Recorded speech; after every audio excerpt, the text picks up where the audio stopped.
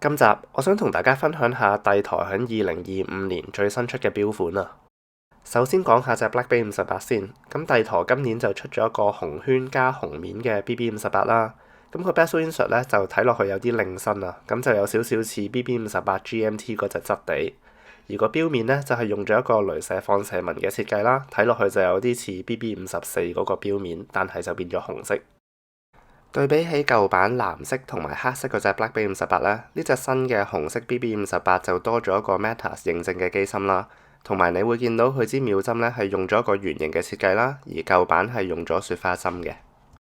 至於向錶帶方面，呢隻 BB 58咧就有3條錶帶俾你揀嘅，一係就係板帶啦，一係就係珠帶或者係膠帶，同埋咧隻錶係有個 T-fit 扣，咁大家可以快速微調嘅。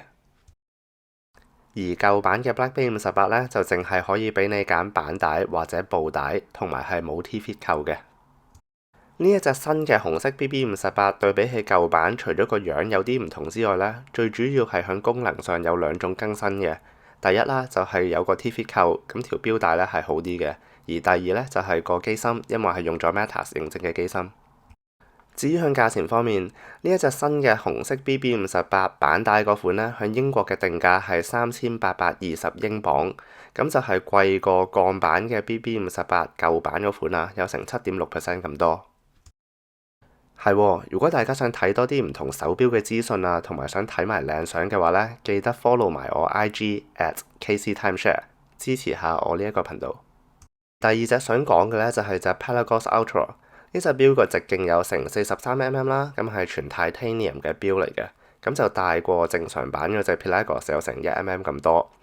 呢一隻錶同舊版都一樣嘅，都係跟咗兩條錶帶，有條全 titanium 嘅錶帶啦，同埋有條 rubber strap。隻錶有個單向旋轉嘅錶圈啦，同埋防水程度超高啊。帝舵都係用咗一個 Matas 認證嘅機芯啦，同埋動能儲備咧有65小時嘅。呢一隻錶有兩點我都幾中意嘅。第一啦，我幾中意佢有個 Tiffany Blue 顏色嘅 Pelagos logo 啦，喺個錶面嗰度。而第二啦，我幾中意佢嗰啲夜光物料啊，因為你會見到佢支分針啦，同埋佢個 Lume Plot 咧都係綠色嘅，而其他嘅夜光物料咧係用咗藍色。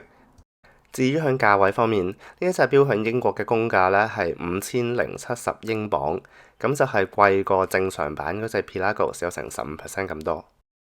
下一隻想講嘅就係帝舵今年最新出嘅型號啊 BB68。呢一隻錶係喺個 Black Bay 系列入邊最大隻嘅錶啊，直徑有成43mm，咁就同頭先講嗰隻 Pelagos Ultra 係一樣嘅。不過呢一隻錶咧係全鋼啦，唔係 titanium， 同埋防水程度咧冇咁高，得200米嘅啫。呢一隻錶同好多近代版嘅帝舵一樣啦，都係有個 Matas 認證嘅機芯。至於向錶圈方面，帝舵係用咗個 Matte Black 嘅 bezel insert 啦，同埋錶面呢，你可以揀藍色或者銀色。而響錶帶方面啦，呢隻錶淨係跟咗一條板帶啫，咁你就唔可以揀珠帶啊或者膠帶嘅。不過佢都係有個 standard 嘅 T-fit 扣啦。呢一隻新嘅 BB68響英國嘅定價呢係4010英鎊，咁個價錢呢就同 41mm 嗰隻珠帶 Black Bay 係一樣嘅。好，而家講下隻 Black Bay Pro 先。帝舵今年加咗一個新嘅錶面俾你揀啦，就係一個白面。咁個白面呢，就同隻 Black Bay GMT 嗰個白面呢，其實應該係一樣嘅。